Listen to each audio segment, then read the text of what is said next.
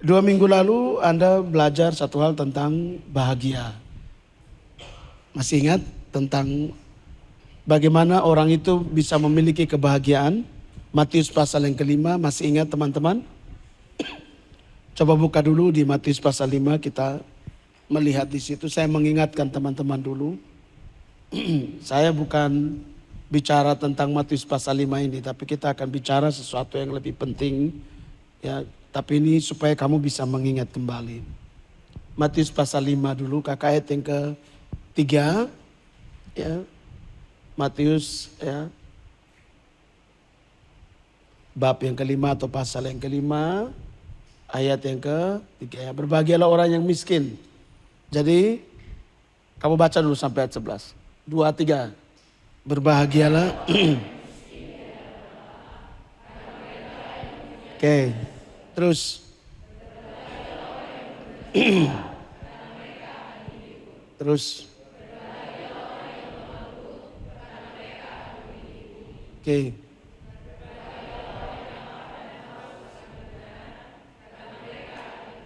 Amin. Terus.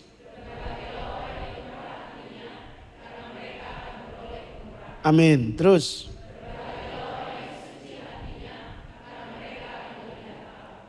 Lagi.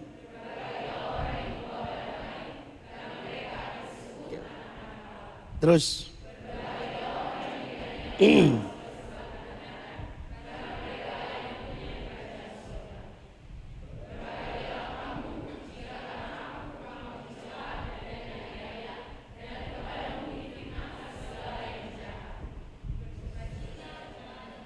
Dua belas, 1, 2, 3.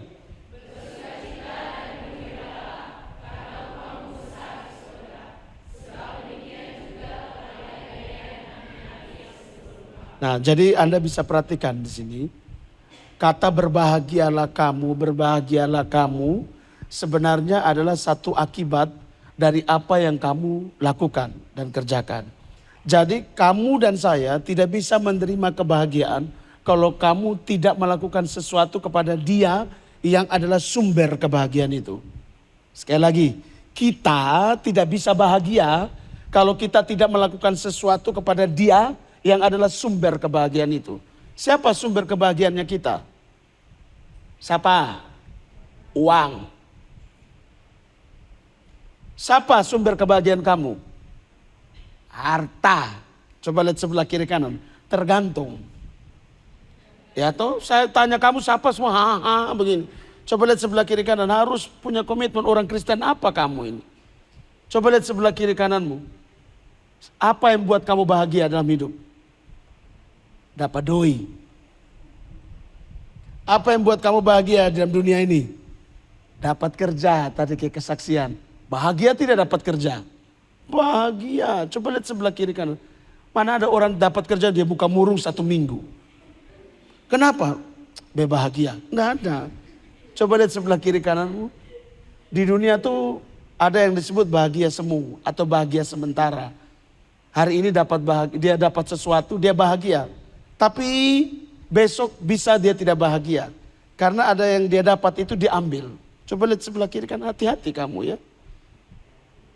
Sekali lagi, bahagianya kita ya adalah ketika kita dapat apa? Waktu ketong dapat jodoh. Bahagia tidak? Pokoknya sepanjang jalan itu hanya ketawa sendiri-sendiri ke orang gila. Kenapa? Sekian lama menanti-nantikan tiba-tiba dia datang juga. Waduh, mukanya merah-merah. Ya toh? Atau begini, bahagianya ketika orang sudah ada penjualan rumah, hanya dia saja yang dia pun semua rumah laku. Bahagia tidak? Bahagia. Ada orang dia punya skripsinya ditolak kiri, ditolak kanan, judul kasih naik, rubah, kasih naik, ganti, kasih naik, ganti. Dia lolos terus. Coba lihat sebelah kiri kananmu. Bahagiamu tuh kapan dan apa yang buat kamu bahagia? Ada yang bahagia tembak ikan dapat 3 ekor, senang sekali. Bahagia, padahal ada panas mendidih setengah mati. Tembak, bahagia dia. Lihat, kebahagiaan itu ada 2. Bahagia di dunia dan bahagia dari surga. Sekali lagi, kebahagiaan dari dunia dan kebahagiaan dari Bapa kita. Coba kasih tahu sebelah kiri kananmu. Ya, kita ini punya dua kebahagiaan. Bahagia dari surga dan bahagia dari bumi. Bahagia dari bumi sifatnya iya, karena kamu dapat hari ini sesuatu tiba-tiba diambil dari kamu yang tadinya senang, tiba-tiba jadi apa? Berarti kebahagiaan kita tuh di bumi semua tuh sementara atau selamanya? Sementara. Tetapi bahagia yang dari Bapa itu sifatnya selamanya atau kekal. Anda bisa lihat di sini. Masa orang miskin disebut berbahagia. Masa orang berduka cita disebut berbahagia. Jadi Anda harus bisa tahu ini konsepnya Tuhan Yesus bicara di bukit ini kakak. Buat semua orang yang ikut sama dia. Ini bicara soal apa?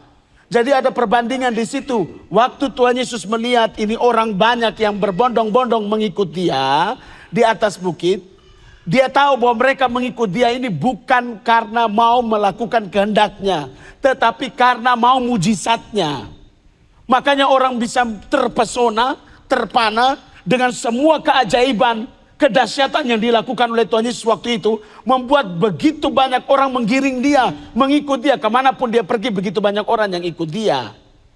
Sekali dia pergi berkumpul itu kurang lebih 25.000 sampai 55.000 orang kakak yang ikut dia. Kok Kak Victor bisa tahu? Kamu bisa lihat satu kesaksian hidup tentang 5 roti dan 2 ikan. Yang dikasih makan itu berapa puluh orang? 5.000 laki-laki tidak terhitung perempuan dan anak-anak. Pemuda dan remaja tidak terhitung. Jadi kalau di situ waktu itu tidak ada program KB, yang ada adalah apa?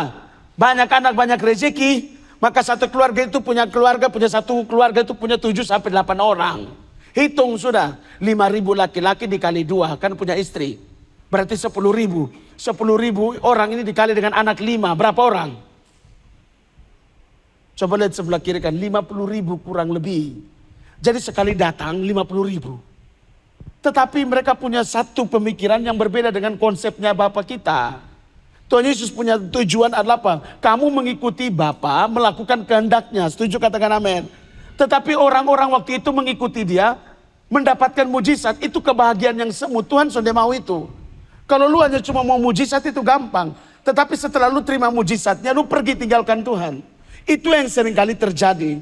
Makanya Tuhan kasih ini ayat. Tuhan kasih ini ucapan bahagia ini. Berbahagialah kamu yang miskin. Berbahagialah kamu yang berduka cita. Berbahagialah kamu. Ini apa sebenarnya? Ini konsepnya ilahi namanya. Konsep Bapa. Ketika kamu bergantung sama saya. Ketika kamu mengandalkan saya. Ketika kamu mau hidup menyalipkan daging kamu. Itu kan duka cita kan menyalipkan daging.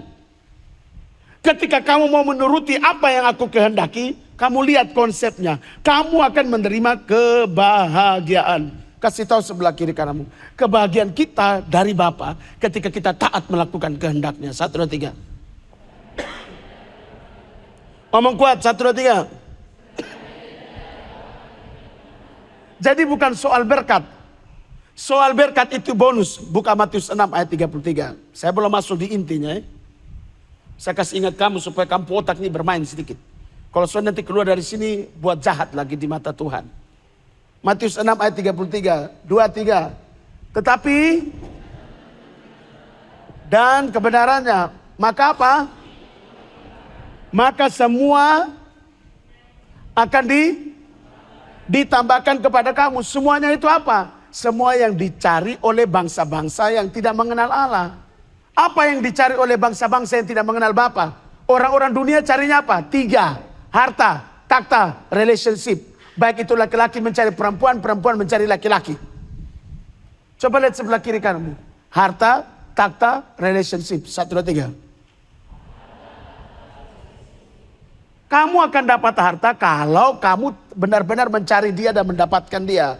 Kamu akan mendapatkan kedudukan, prestise, promosi. Kalau kamu mendapatkan dia, setuju katakan amin. Kamu akan mendapatkan orang-orang di sekeliling kamu yang akan mensupport kamu. Ini bukan soal pasangan hidup saja. Tetapi Tuhan akan kasih kamu orang-orang terbaik yang akan berjalan bersama dengan kamu untuk mencapai visi Tuhan yang Tuhan taruh dalam hidup kamu. Setuju katakan amin. Halo, come on. Coba lihat sebelah kiri kananmu, bahagia. bukan soal harta. Mau bahagia, bukan soal orang memuji Anda. Mau bahagia, bukan soal engkau mendapatkan satu dukungan support yang tinggi. Bukan itu, Kak. Bahagia kita tuh ketika kita taat sama Tuhan, Kakak. Kenapa? Ketika kamu semakin taat melakukan kehendak Bapa, siapa yang bahagia? Kasih tahu, semakin kita taat sama Dia, semakin Dia bahagia. 1, 2, 3. Yang bahagia itu Bapa di sorga. Bapa kita semakin bahagia. Kamu lihat kalau orang itu sudah semakin bahagia, semakin sukacita, semakin. Kalau paling gampang, kalau kamu di rumah, mana yang paling disayang oleh Papa dan Mama? Pasti yang paling suka disuruh, suruh. Kalau kamu suka disuruh-suruh dan kamu taat, kamu jangan berpikir bahwa kamu tuh anak tiri. Wah, beta terus nih. Susun ada orang lain kok main beta terus. Coba lihat sebelah kiri kanan. Kamu yang terbaik, makanya Bapak suruh lu terus. 1, 2, 3. Kalau lupa malas, dia akan suruh lu. Kenapa? Dia tahu lu akan mengomel, dia tahu kau akan suka. Tapi kalau lu terima dengan sukacita, lu kerjakan terus, maka lu yang akan diandalkan. Setuju, katakan amin. Anda tidak pernah tahu, Papa dan Mama kamu tidak pernah puji kamu di depan kamu, percaya saya.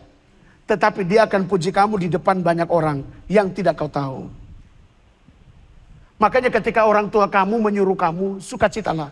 Berarti Dia sedang mengandalkan kamu. Berarti kamu yang paling Dia sayang. Berarti kamu yang paling Dia andalkan dalam Dia pun diri. Kasih tahu sebelah kiri kanan. Kenapa? Karena kamu taat sama Dia. 1, 2, 3. Iya. Kamu membuat Dia bahagia. Sama dengan Bapa kita di surga. Buatlah Dia tersenyum.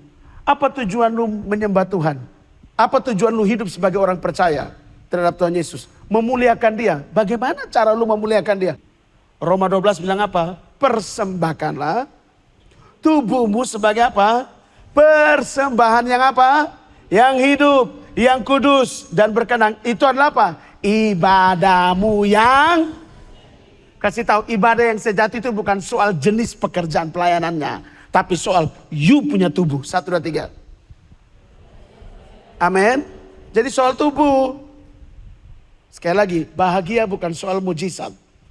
Bahagia bukan soal Anda dapat ini, dapat itu. Tapi bahagia soal ketaatanmu melakukan kehendak Bapa. Karena yang di bumi ini habis, bos.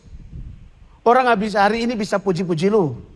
Orang hari ini bisa membangga-banggakan lu. Tapi besok dia bisa menjelekkan kamu dan menjatuhkan kamu. Kasih tahu sebelah kiri kanan. Jadi cari itu yang benar. Cari itu yang benar-benar berasal dari Dia. Yang tidak bisa dimakan oleh ngengat dan karat. Yang tidak bisa dikecohkan dan dikacaukan dengan kejahatan manusia. Tidak bisa. Jadi cari kebahagiaan yang berasal daripada Bapa. Amin. Saya masuk ke babak kedua. Tetapi kebahagiaan kita ini, Kakak, yang berasal daripada Bapa kita itu, Kakak, itu ada ancaman. Si musuh kita ini, si maut atau iblis ini, Lucifer ini paling tidak suka kamu bahagia. Makanya Yohanes 10 ayat 10 bilang apa? Pencuri datang untuk mencuri, membunuh, dan membinasakan. Apa yang dia curi? Damai sejahtera. Apa yang dia curi? Kebahagiaan. Kasih tahu sebelah kiri kanan. Jadi ketika lu bahagia, pasti ada yang tidak suka kamu bahagia. Namanya maut. Maut paling tidak suka kamu semua ini bahagia. Apalagi kebahagiaan yang kamu terima adalah kebahagiaan dari Bapa di surga. Maut, dia akan makan gigi, dia akan benar-benar buat kamu tidak lagi bahagia. Artinya apa? Tidak lagi melakukan kehendak Bapa. Karena kebahagiaan dari Bapa adalah apa? Taat melakukan kehendak Bapa. Lihat Efesus pasal 6. Ayat yang ke atas dulu, Efesus pasal 6, Kakak. Baca dulu 1, 2, 3.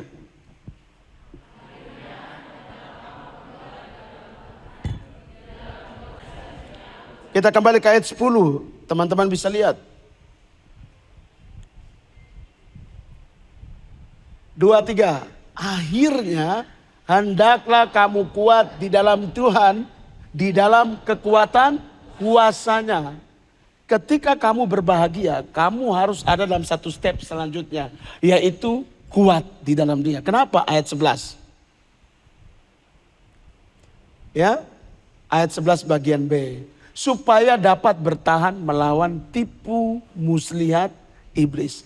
Kamu harus kuat ketika kamu bahagia. Kadang-kadang ketong sudah bahagia nih, damai sejahtera. Ketong lupa bahwa pasti ada musuh ini mau serang ketong. Ketong kadang-kadang lupa.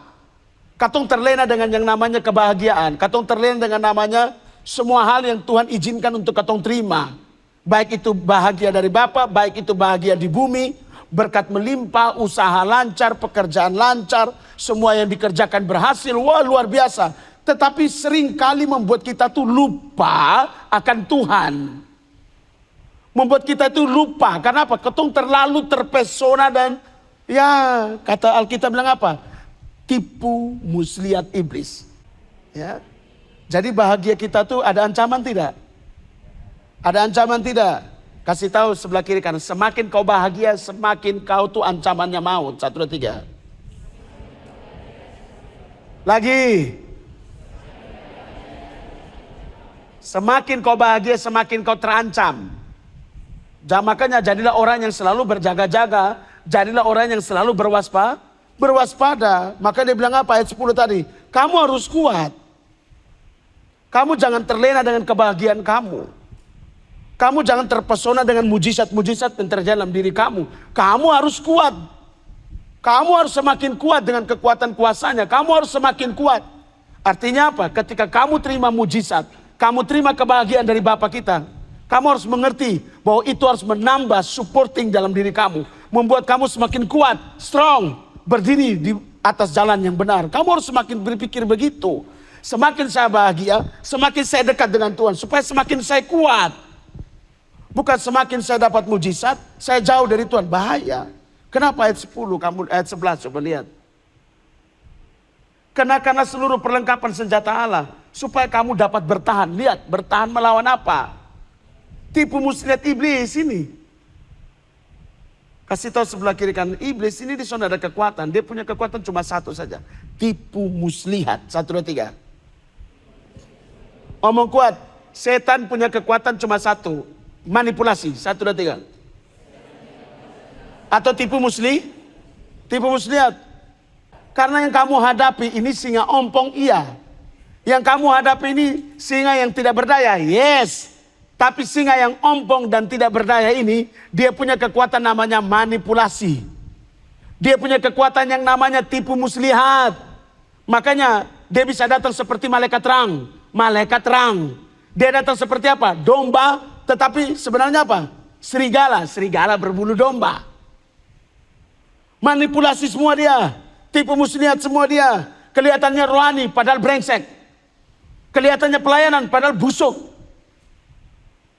Makanya ada kata Alkitab bilang apa? Ahli-ahli Taurat dan orang-orang fasik. Orang yang tahu kebenaran tetapi tidak mau hidup di jalan yang benar. Itu orang fasik. Itu orang ahli Taurat. Tetapi saya mau kasih tahu Anda. Tuhan bilang begini. Kalau lu mau masuk dalam kerajaan sorga. Lu punya hidup keagamaanmu. Itu harus lebih gila daripada ahli Taurat. Jadi kalau mau hidup benar ya, lu pun keagamaan kamu tuh harus lebih gila daripada ahli Taurat. Lu pelajari soal ahli Taurat itu berdoanya berapa kali sehari. Mereka tuh mentaati hukum Taurat itu kayak apa? Lu harus lebih gila. 10 kali lipat. Kasih tahu sebelah kiri kanan. Jangan jadi fasik. 1, 2, 3. Omong kuat, jangan jadi fasik. Tahu orang fasik artinya apa? Tahu yang benar tapi tidak mau. Contoh, tahu maki itu dosa tapi tetap maki. Tahu dendam itu dosa tapi suka mendendam. Tahu menjelekkan orang lain itu dosa tapi suka menjelekkan. Coba lihat sebelah kiri, mulut tutup. 1, 2, 3. Ya, mata itu congkel. Makanya Alkitab bilang apa? Kalau matamu menyesatkan kamu congkel. Kalau telinga kamu itu menyesatkan kamu potong. Kalau tangan kamu menyesatkan kamu potong. Kalau kaki menyesatkan kamu potong. Siapa sini berani potong? Soalnya ada tuh. Siapa sini berani congkel depan mata? Soalnya ada. Sayangkan mata ini. Makanya oleh karena itu. Kuatkanlah hatimu. Jadilah kasih tahu bilang sama dirimu. Harus kuat kawan. Bilang sama diri sendiri. 1, 2, 3. Ayo lagi. Bilang harus kuat. Sebut nama kamu. Harus kuat. Yang kita hadapi singa ompong. Tapi penuh dengan manipulasi. 1, 2, 3. Ngomong. Harus kuat karena yang kita hadapi singa ompong tapi penuh dengan kuat. 1, 2, 3.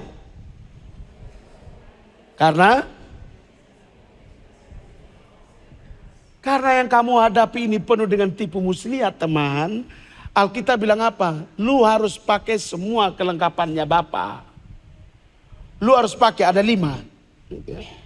Mulai kakak, kasih gambar itu. Gambar tadi yang saya kirim itu. Jadi kamu kalau bisa lihat ini yang ditulis dalam Efesus pasal 6 itu model begini. Karena ditulis pada zaman Romawi, maka menggambarkan tentang kekuatan persenjataan ilahinya Bapa itu digambarkan seperti seorang prajurit Romawi yang memakai perlengkapan perang secara utuh. Full body. Oke. Mari kita lihat perlengkapannya apa saja. Ayat yang ke-11. Kenakanlah seluruh perlengkapan senjata Allah supaya kamu dapat bertahan melawan apa? Kasih tahu, melawan. 1, 2, 3. Berarti ada tindakan untuk bertindak. Tindak lawan. Makanya kamu harus berjuang dong. Jadilah kuat. 1. Ayat 12. Karena perjuangan kita. Baca kuat-kuat. Karena.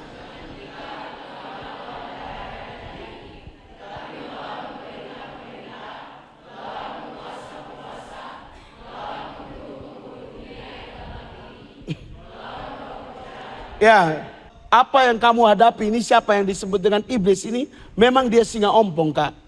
Tetapi kamu jangan main-main, dia punya struktur organisasi yang sangat terstruktur supaya kamu tahu. Ya, salah satu organisasi yang paling terstruktur dan paling rapi dan punya hierarki satu suara, itu kerajaan maut. Satu suara bos, maut tidak bisa hadir di mana-mana. Tetapi dia punya anggota di bawah dia, itu sangat loyal sama dia. Yang namanya Lucifer. Pemimpin utamanya yang dilemparkan Bapa. Kemudian dia menyeret sepertiga daripada malaikatnya Bapa. Gila. Semuanya jadi bawahannya dia. Dari yang paling kecil sampai yang paling besar. Semuanya loyal. Ingat, Lucifer itu tidak bisa hadir di mana-mana. Tetapi dia mau menyatakan dia pun diri itu bisa hadir di mana-mana. Omong kosong, putar balik dia. Manipulasi dia. Lucifer itu bukan ular. Dia itu malaikat. Seperti Mikael, Tuanku Mikael dan Tuanku Gabriel. Kenapa digambarkan dengan ular? Sekarang katong bilang gini, oh Lucifer ular naga. Omong kosong. Dia ular yang tidak bisa punya kuasa. Kenapa? Terkutuklah engkau ular. Karena engkau akan merayap dengan dadamu. Itu kehinaan dia. Itu penghinaan yang paling sangat amat yang diberikan oleh Bapa kepada si iblis. Kau akan makan debu tanah. Mana ada ular makan debu tanah? Ular makan katak. Ular makan tikus. Itu hanya cuma gambaran, simbolik. Supaya kamu mengerti. Tetapi ular, si iblis ini mau menggambarkan dia itu bukan seperti itu. Dia itu ular, tidak berdaya, tidak punya kekuatan. Dia berjalan dengan dadanya, makanannya debu dan tanah. Siapa dia? Lucifer. Itu gambaran, dia tidak punya kekuatan apa-apa. Tapi kamu harus tahu, dia terstruktur. Kamu harus tahu, dia punya manipulasinya kuat. Berapa banyak orang yang termanipulasi? Hawa termanipulasi. Adam termanipulasi. Kain termanipulasi. Daud termanipulasi. Musa pun termanipulasi. Tuhan suruh bersaksi saja. Ngomong saja kepada batu itu. Baru air keluar. Tapi gara-gara ini Israel seperti gila. Seperti setan. Dia marah, dia pukul batu. Air keluar. Tetapi kan konsekuensinya Musa apa? Dia harus pergi meninggalkan bangsa Israel. Dan mayatnya tidak ditemukan sampai detik ini. Dia bergumul. Beda kak. Manipulasi semua. Salomo lebih gila. Nuh, Lot. Semua ada manipulasi. Kadang-kadang termanipulasi. Abraham apalagi. Tipunya 2 kali. Bilang Sarah adiknya lah. Sarah pembantunya lah. Astaga.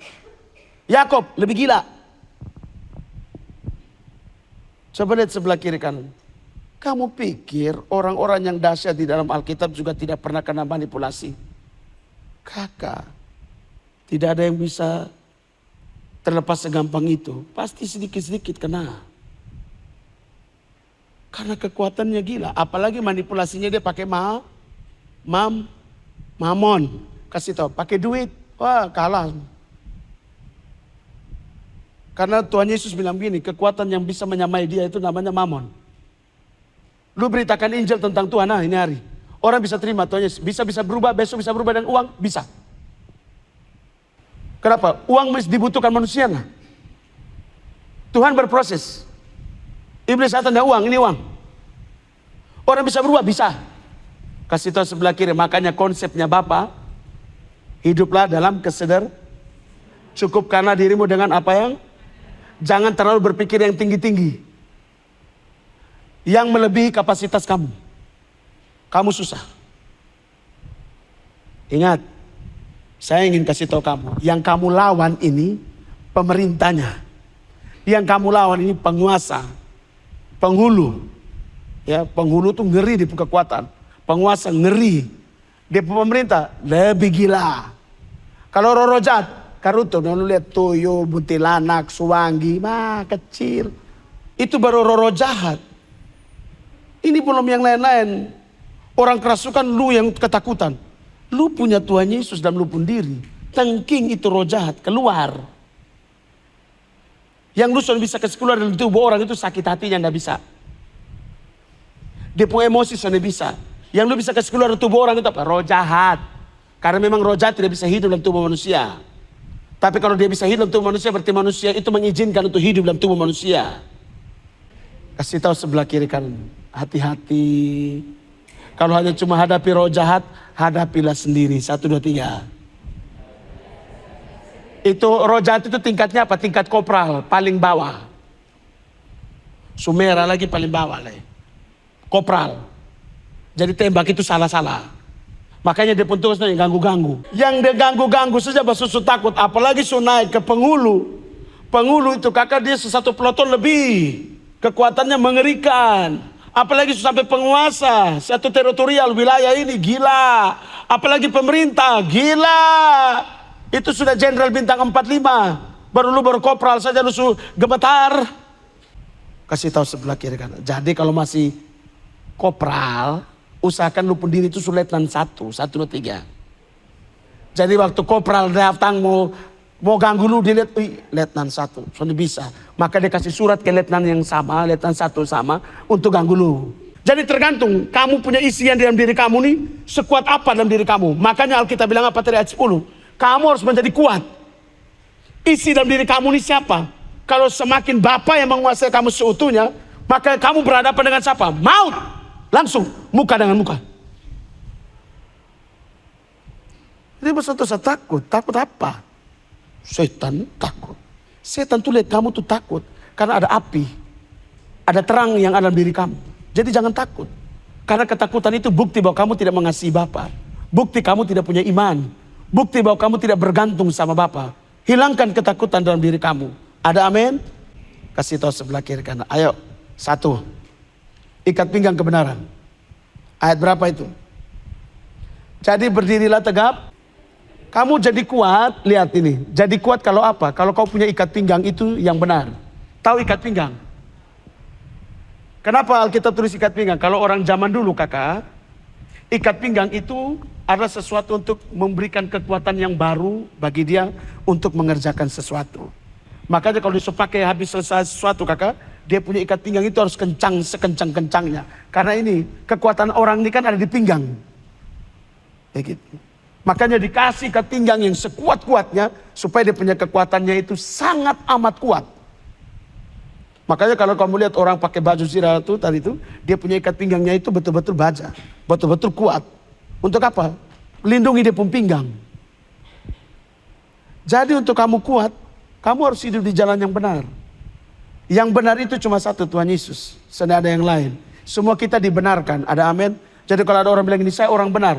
Kau dibenarkan. Yang benar cuma satu, Tuhan Yesus. Kau lahir saja oleh karena keinginan laki-laki dan perempuan, kau benar. Oleh karena keinginan daging, papamu dan mamamu, maka lahirlah saya, lahirlah kamu. Itu kan keinginan daging. Berarti kau sudah ada yang benar. Kasih tahu, yang benar cuma satu, Tuhan Yesus. 1, 2, 3. Dan kita semua Oke, jadi doa orang yang dibenarkan besar kuasanya. Bukan doa orang benar, siapa lu? Tapi orang yang dikasih tahu hidup di jalan yang benar. 1, 2, 3. Yang kedua, berbaju sirahkan keadilan. Adil artinya apa? Berpihak kepada yang benar. Adil itu bukan sama rata, tapi adil itu artinya berpihak pada yang benar. Jadi kalau orang sudah mengerti kata adil, itu artinya berpihak pada yang benar. Yang benar itu dia berpihak. Makanya orang bilang gini, di pengadilan tidak ada lagi keadilan. Karena yang salah bisa jadi benar, benar bisa jadi salah. Coba lihat sebelah kiri kan, karena keadilan itu berpihak kepada yang benar. Berikat pinggang yang, basuh sirah yang, penuh keadilan, semua benar. Kasih tahu, lu harus hidup benar. 1, 2, 3. Omong kuat. Harus hidup apa?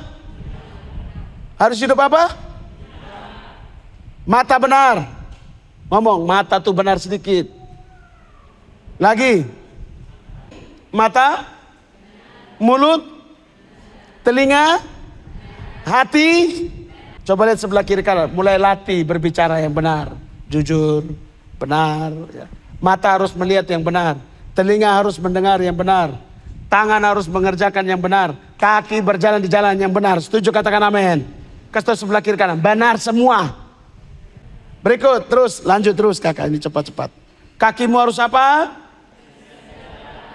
Iblis itu sukanya memanipulasi kamu supaya kamu punya kaki ini jangan jalan pergi jadi Injil yang terbuka.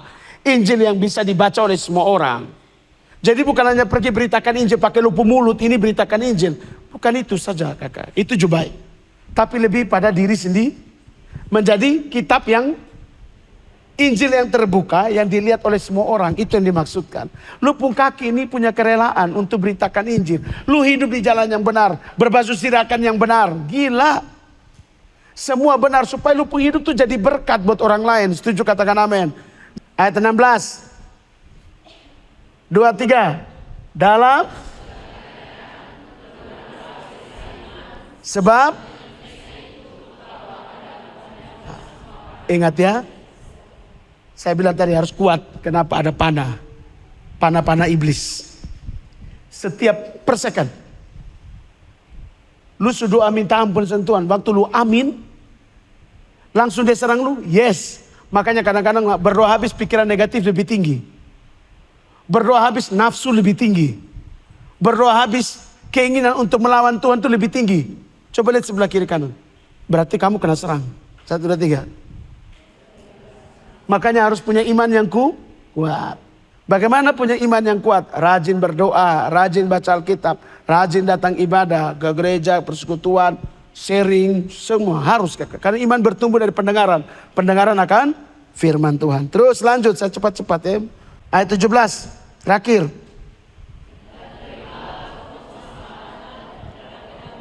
Ini penting sekali karena akan menguatkan iman kamu. Kotopong itu topi atau helm yang menutup bagian area kepala. Kenapa harus ada kotopong keselamatan di situ? Kamu lihat kotopong keselamatan itu untuk melindungi ini. Apa artinya? Kalau kamu tidak selalu mengingat akan perjuangan dan pengorbanan Tuhan Yesus di Golgota yang telah memberikan kamu pengampunan keselamatan itu buat kamu, kamu tidak akan pernah bisa kuat kakak. Makanya ada kotopong keselamatan. Jadi kotopong keselamatan itu di otak, di pikiran. Lu harus tahu bahwa lu tuh sudah diselamatkan. Setuju, katakan amin. Makanya 2 Petrus pasal 1 ayat yang ke-5 itu dibilang apa? Ayat yang ke-9. Coba buka 8-9. 2 Petrus pasal 1 ayat yang ke-8 sampai 9. Kamu harus mengingat itu terus. Ya, oke. 2, 3. Dan apabila semuanya itu ada pada kamu dengan berlimpah-limpah, maka kamu akan dibuatnya menjadi giat dan berhasil dalam pengenalan akan Yesus Kristus Tuhan kita. Ayat 9. Tetapi barang siapa tidak memiliki semuanya itu, ia menjadi buta dan picik karena ia dosa-dosanya sudah diampuni. Dia lupa. Makanya ketopong keselamatan itu harus ada kamu di dalam kamu setiap waktu. Supaya lu ingat bahwa Tuhan Yesus telah mengampuni kamu. Setuju, katakan amin. Kamu telah menerima keselamatan dari dia. Kamu telah menerima pengampunan daripada dia. Coba lihat sebelah kiri kananmu. Pakai itu senjata. Bukan lu berdoa bilang begini, Tuhan saya pakai ini. Hasil itu lu buat dosa. Nggak bisa. Lu harus mempraktekkan semuanya. Ikat pinggang kebenaran. Maka lu harus hidup di jalan yang benar. Basuh sirah keadilan. Maka lu harus hidup dalam keadilan. berkasutkan kerelaan, maka lu harus melangkahkan lupung kaki, mulai belajar untuk jadi Injil yang terbuka buat orang lain. Supaya lihat ada Kristus dalam hidup kamu. Setuju, katakan amin. Punya perisai iman, punya pedang roh, maka lu harus hidup di dalam roh. Lu harus mengandalkan dia dalam lupung hidup. Lu punya iman kuat, lu tidak tergoyahkan. Itu baru benar-benar lu pakai itu semua. Lu punya ketopong keselamatan. Setiap hari lu harus ingat perjuangan dan pengorbanan Tuhan Yesus. Soalnya boleh lu lupa. Karena itu yang membuat lu ada sampai hari ini. Ada amin? Selamat berjuang. Ingat, punya ikat pinggang yang benar, punya baju zirah keadilan, punya kaki yang berkasutkan untuk kerelaan memberitakan Injil, perisai iman, ketopong keselamatan. Itu membuat kamu menjadi kuat dan bisa melawan iblis. Sehingga apa? Kamu punya bahagia tetap selama-lamanya. Mari tundukkan kepala.